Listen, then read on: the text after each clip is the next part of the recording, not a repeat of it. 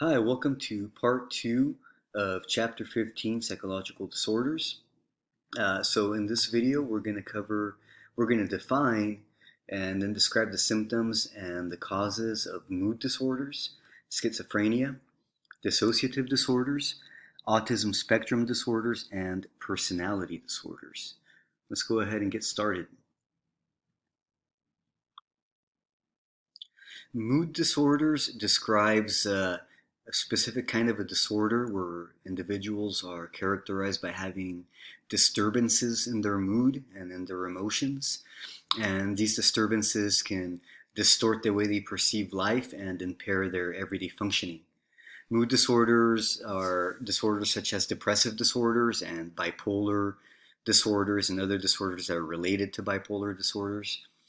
So depressive disorders, depression obviously is a main feature, and this is characterized by sadness, hopelessness, losing interest in things that the person would typically take interest in, decreased drives, like sex drive or a desire to better oneself, feelings of worthlessness. Bipolar disorders are characterized by mania, and mania is a state of extreme agitation or energy, elation. Major depressive disorder, or MDD, is characterized by one of these two symptoms, A or B, or both: depressed mood most of the day, almost every day, and or loss of interest or pleasure in usual activities. So typically, this degree of depression causes a person to feel stressed out. It gets in the way of their normal life functioning, and you shouldn't be able to account for this change of mood in the person uh, by them taking drugs or having some other medical condition that would better explain the condition or the depression. So, in order to diagnose major depressive disorder, the person needs to have 5 symptoms for at least 2 weeks. So, either A or B that I mentioned before, at least one of those two, plus any of the following uh, symptoms, totaling up to 5. So, the first symptom is changes in weight. This could either be weight gain or losing weight. Disturbances in one's sleep, which could mean oversleeping or undersleeping. Similarly, differences in their physical, their motor, psychomotor functioning. Either they might feel like really agitated, they're very edgy, on edge, or they might actually be very like mellow and really show almost no energy or excitement towards life. Um, Feelings of worthlessness or guilt, having difficulty focusing, concentrating, and having suicidal ideation, which is having thoughts that have to do with suicide, either in a passive sense where the person may just think about what suicide would be like, or more of an active sense where the individual might actually sort of start planning out like steps that they would take if they were to kill themselves. So major depressive disorder, um, it does have an episodic sort of a nature, um, and it can last up to several months. So in order to be diagnosed, you should have those symptoms for just 2 weeks, but it can last much longer than that. Bipolar disorder is when a person goes back and forth between mania and depression. And in order to be diagnosed with bipolar disorder, they needed to have experienced a manic episode at least once in their life. So now, what is a manic episode? So a manic episode is clinically defined as 1 week of abnormally elevated or irritated mood and increased energy or activity most of the day. So manic episodes are described by 3 main symptoms: flight of ideas, grandiosity, and engaging in risky behaviors. Flight of ideas refers to people who are undergoing a manic episode. They they just they have lots of ideas that they interpret as being like really clever or really good ideas, and they seem to have so many different ideas coming in at the same time. Sometimes they're even sort of like it keeps them from even really be able to fully delineate any kind of plan. They might also have a sense of grandiosity, or this is where they sort of feel like they're invincible. Whatever ideas they're having, they're a genius, and they're going to carry it out and become really famous.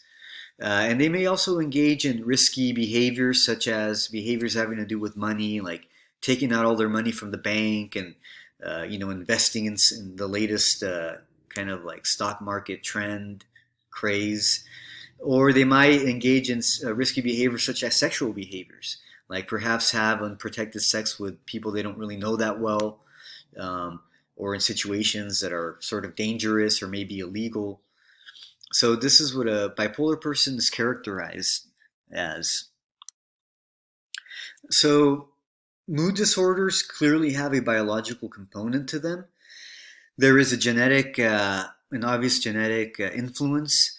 So we do see that relatives of people who have been diagnosed with major depressive disorder are 2 times at risk for developing the disorder. And for people who have bipolar disorder, their relatives are 9 times more likely to develop the disorder. And we do see a higher concordance rate in major depressive disorder amongst identical twins who share more of their DNA versus fraternal twins who only share half. Neurotransmitter imbalances are also seen. We see norepinephrine, serotonin, which regulate sex and motivation, mood and sleep and appetite. And we see that these two chemicals are imbalanced in people who have mood disorders. We also see abnormal activity in the brain regions, such as elevated amygdala activity in people who experience depression. So there is a clear biological basis for mood disorders. Cognitive factors also play a role in the development of mood disorders. The idea underlying cognitive theories is that maladaptive thinking plus coupled with stress is what leads to depression.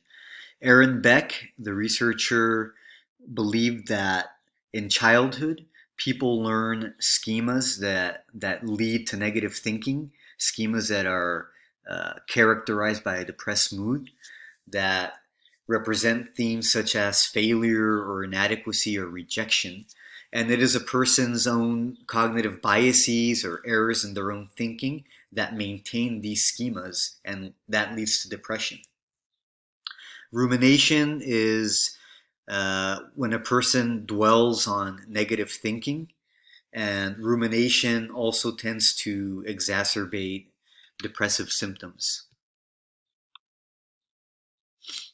Now we're going to take a look at schizophrenia. So I'm going to play for you a video here, just a short clip of a man who demonstrates a lot of different symptoms of schizophrenia. So this is only a minute.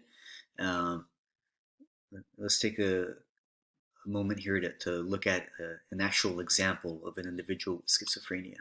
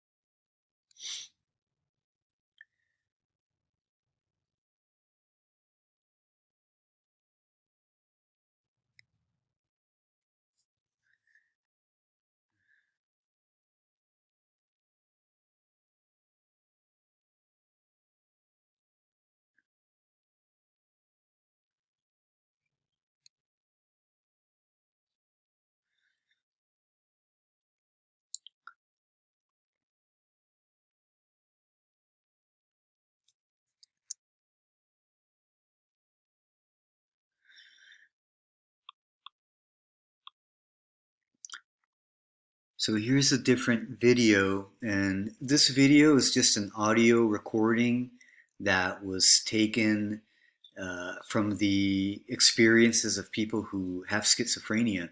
And the purpose of this audio is to help others sort of understand some of the thoughts and sensations and voices that people with schizophrenia sometimes hear.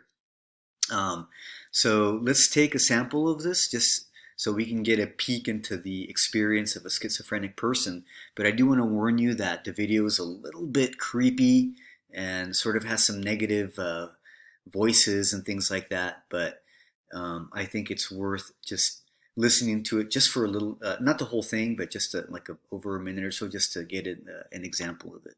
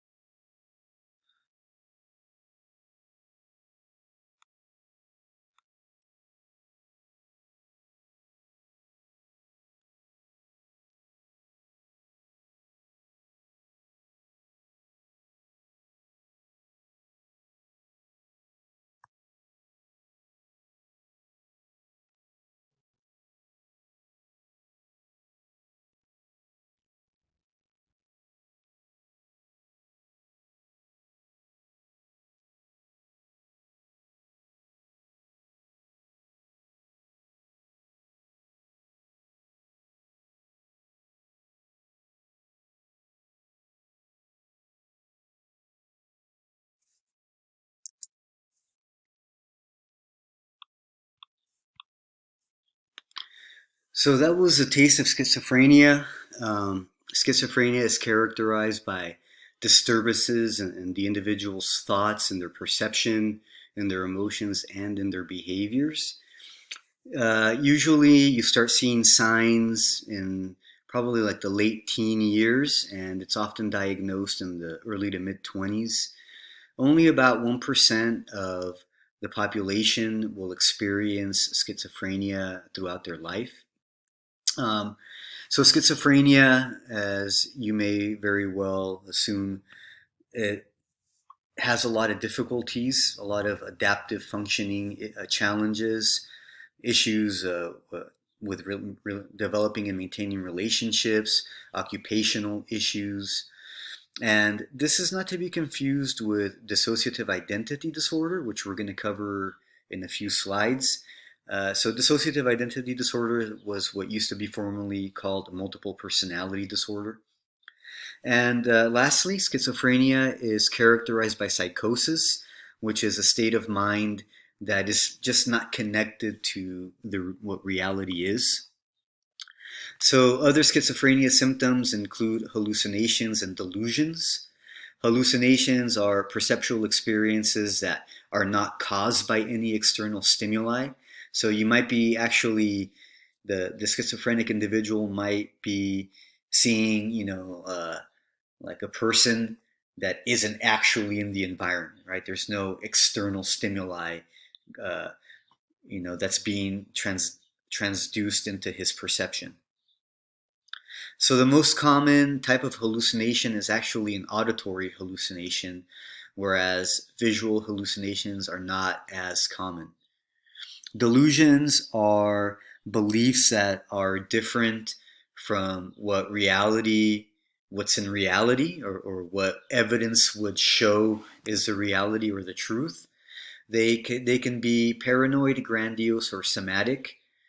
Paranoid delusions are when the person feels that there are people or there are agencies or institutions that are trying to harm them in some way. Grandiose delusions are where they believe that there's some kind of special or important person, like they're, Jesus, or they're the reincarnation of some, ancient warrior or king. Somatic delusions are when you feel something is happening to your body, like maybe they'll have like a delusion that their worms are crawling through their skin or something like that. Some other symptoms are disorganized thinking, which is just a disjointed thought and language process, illogical remarks. You notice the man in the first video mentioned something about he was so scared the painting on the wall had a headache. So these are ideas that don't make sense with reality. Disorganized or abnormal motor behavior is also sometimes seen. You saw the man in the first video was twirling his hair. That's a little bit odd, for a grown man to be doing that. But you might actually see people who have schizophrenia. Many of them are homeless. You can see them, and you can see the way they behave. And sometimes they'll make odd facial expressions. Sometimes you see the opposite. You see that they just have this like blank stare, almost as like if they're a statue or something like that. Those behaviors are called catatonic behaviors. And they basically just kind of involve like lack of movement. Schizophrenic people also experience negative symptoms. Like we can think of like hallucinations and delusions as positive symptoms. Negative symptoms are the absences of behaviors or emotions or drives that you would typically see in the normal population. So a common thing is people with schizophrenia don't have some of them don't show any kind of emotional expression, as I already mentioned. Avolition refers to a lack of will, a lack of drive, a lack of desire to, for instance, like, oh, get a good job and buy a house.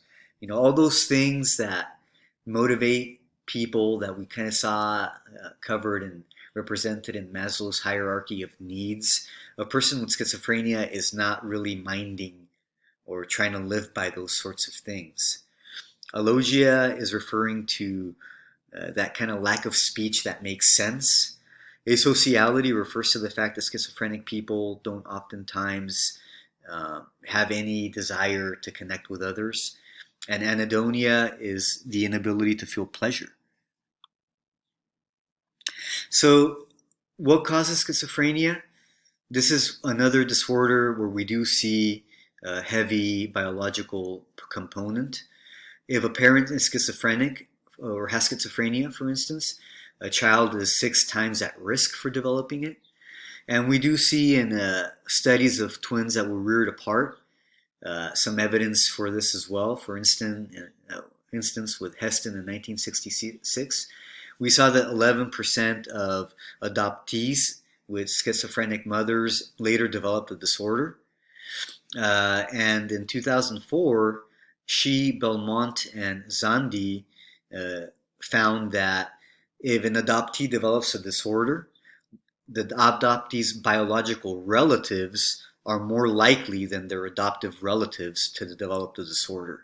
So we see that there's that biological reason as to why the relatives might develop the disorder. Also, we see issues with neurotransmitters and brain anatomy. So the dopamine hypothesis states that too much dopamine or too many receptors are what causes schizophrenia. And we have seen in some recent research that An overabundance of dopamine in the limbic system causes symptoms such as hallucinations and delusions, whereas low levels of dopamine in the prefrontal cortex lead to those negative symptoms that we just covered.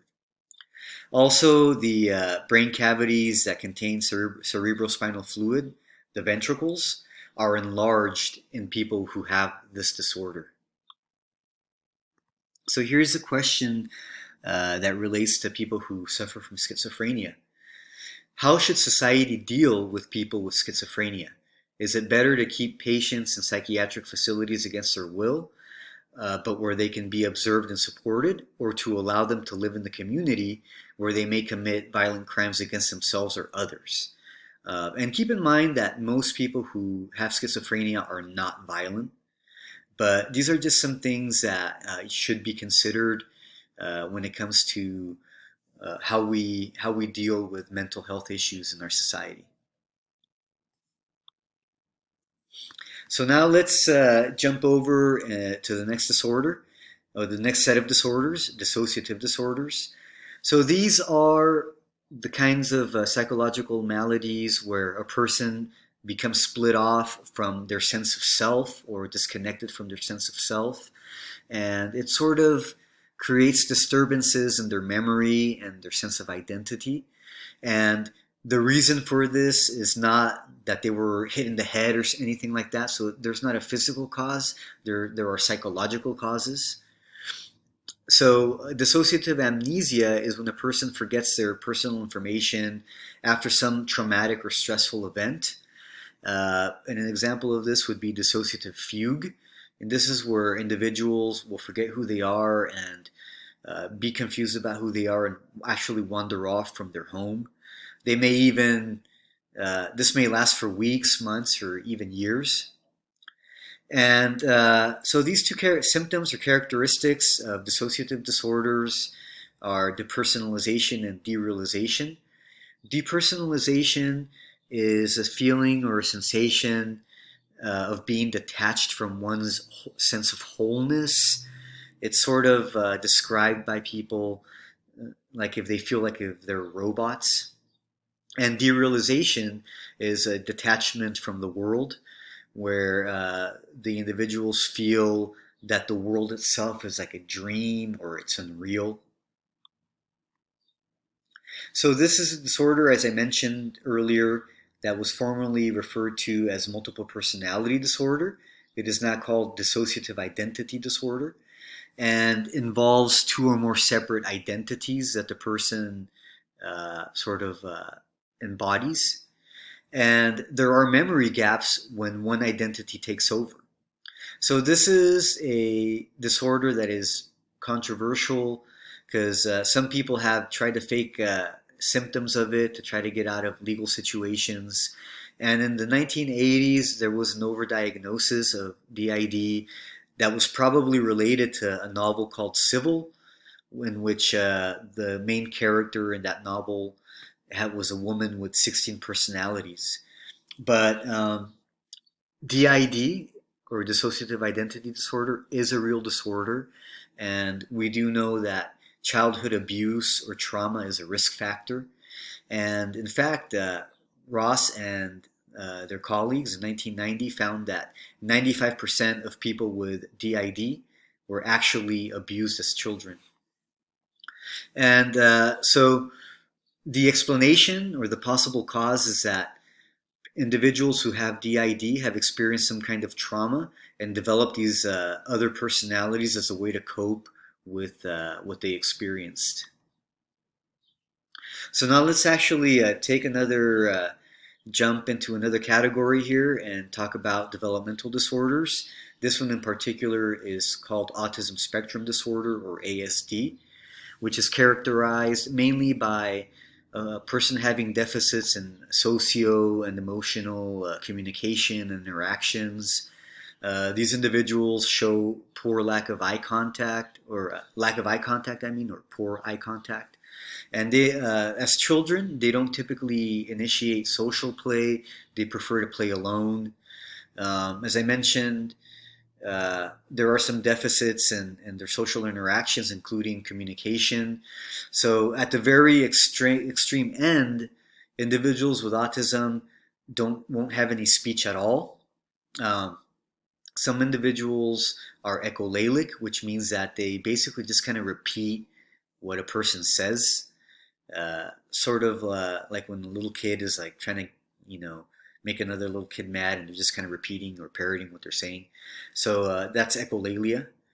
And then they also exhibit weaknesses in nonverbal communication, like um, reading facial expressions as well as exhibiting facial expressions and gestures.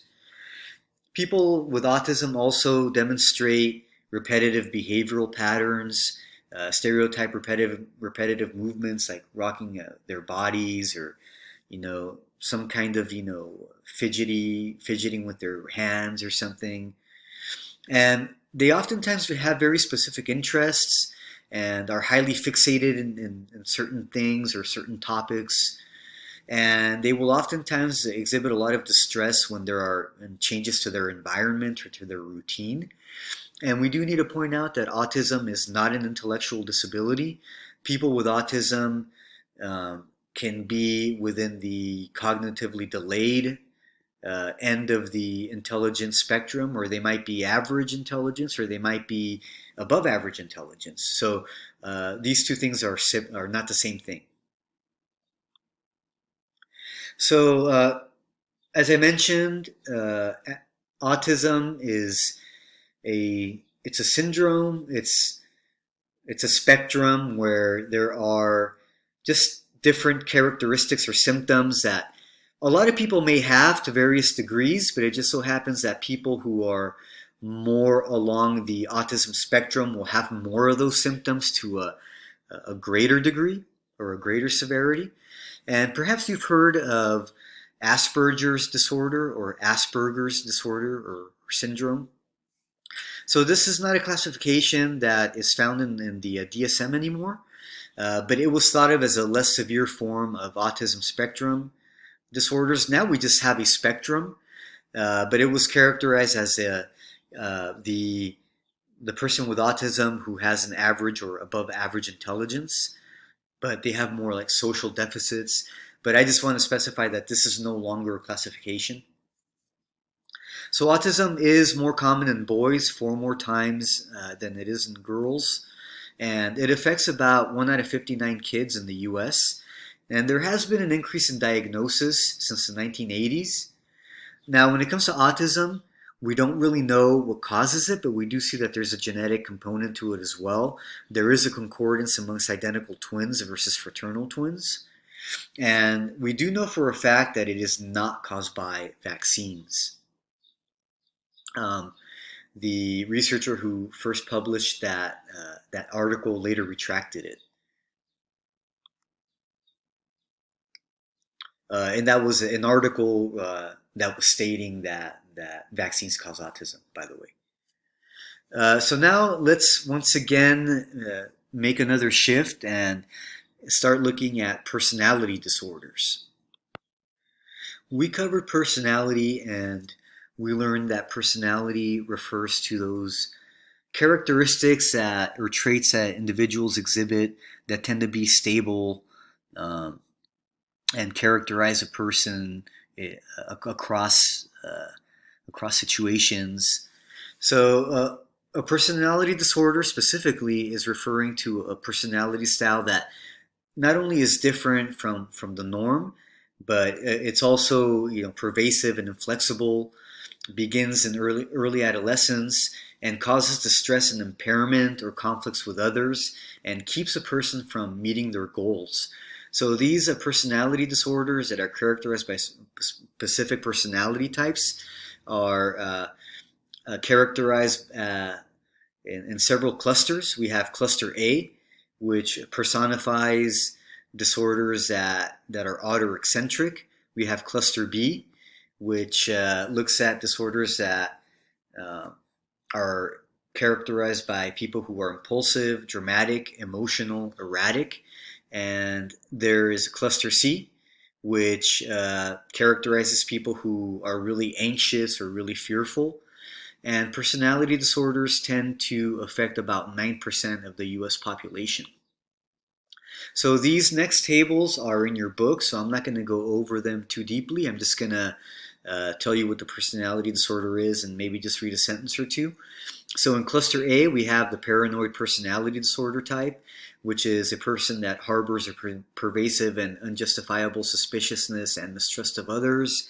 We have the schizoid personality type, which is a person that lacks interest and desire to form relationships with others. They may appear aloof and show emotional coldness and detachment. They're indifferent towards approval and criticism.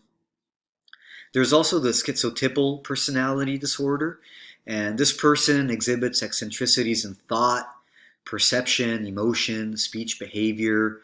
They also show paranoia. They have unusual perceptual experiences. They lack friends. Cluster B, personality disorders, we have antisocial personality disorder, which we're going to cover in another couple of slides in a bit here. But this is the sociopath, the person that continuously violates the rights of others. They have a history of doing so, lying, fighting, having problems with the law, and they really show no remorse for their actions.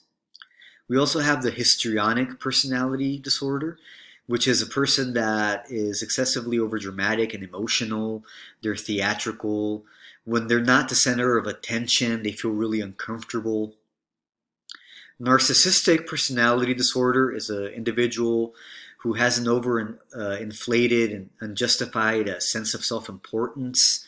They're preoccupied with fantasies of success. And then we have borderline personality disorder. So these individuals are usually almost always women. They demonstrate they're unstable in their self-image and their mood and behavior. They can't tolerate being alone. They experience chronic feelings of emptiness. They feel unstable. They have unstable and intense relationships with others. Their behavior is impulsive, unpredictable, and sometimes causes damage to themselves. They have suicidal ideations. Then we have cluster C, personality disorders, which are the anxious, fearful type.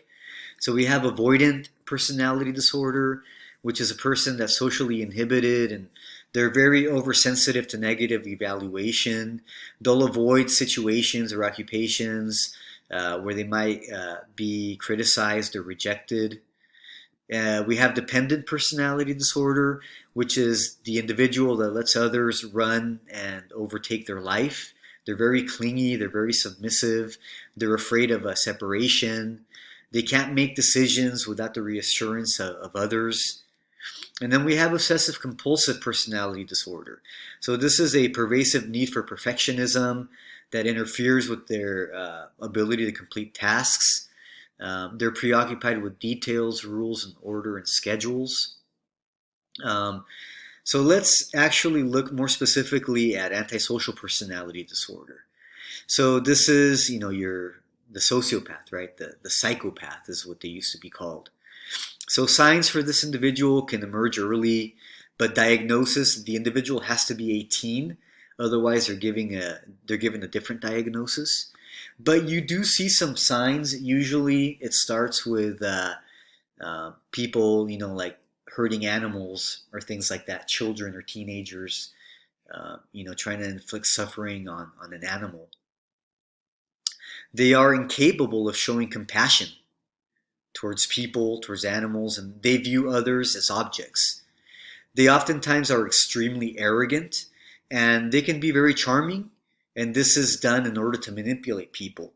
Some of the most famous psychopaths throughout history were very charming men that would charm women, and then they would, lead them back to their apartments and then kill them.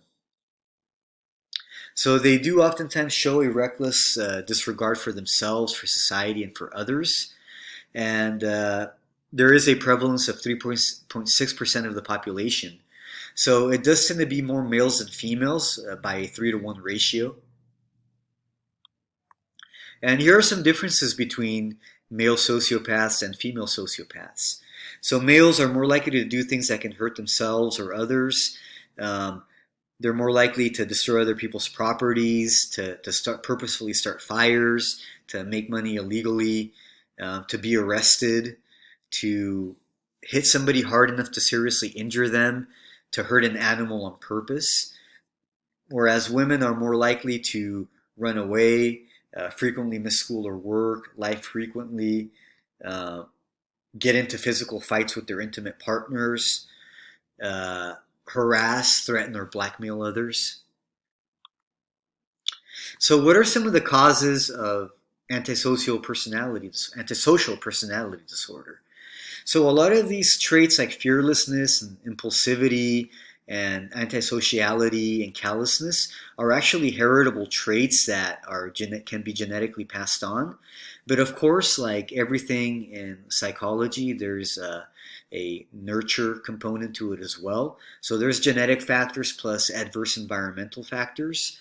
So we see that adoptees with biological parents who have antisocial personality disorder will be more likely to exhibit these symptoms if they're raised in an adverse environment um, in which they were adopted. So here's the last question for you. I mentioned we talked about antisocial personality disorder, that's mostly guys, and borderline personality disorder, that's mostly women, right? They have feelings of emptiness, they have suicidal ideation, they're unstable. So what characteristics of men and women do you think make them more likely to have antisocial personality disorder or borderline personality disorder respectively? Do these differences seem to you to be more genetic or more environmental?